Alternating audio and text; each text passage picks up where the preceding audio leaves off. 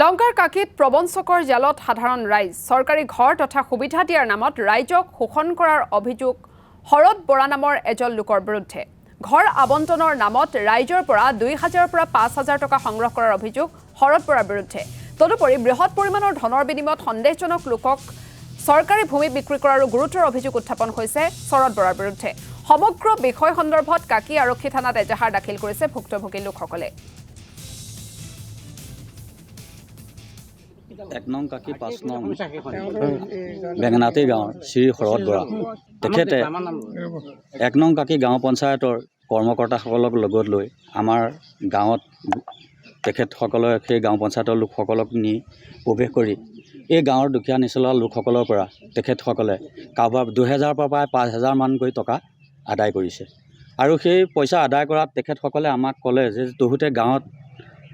এনেই বসবাস কৰি আছোঁ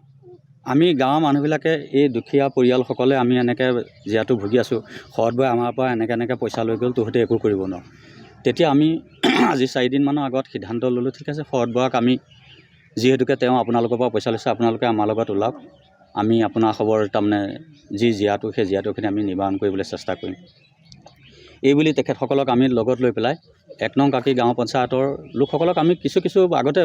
অৱগত কৰিছিলোঁ কিন্তু তেখেতসকলে গুৰুত্ব নিদিয়ে তাৰমানে শৰৎ বৰাৰ কথাখিনিৰ ওপৰত সেয়েহে আমি এখেতসকলক লগত লৈ পেলাই যোৱাকালি আমি ১ নং কাকি চাৰিআলি থানাত আমি অভিযোগ দাখিল কৰিলোঁ আৰু ১ নং কাকি চাৰিআলি থানাই তেখেতক গম পালোঁ আমি তেখেতক ধৰি আনিলে আৰু পুনৰ তেখেতক এৰি দিলে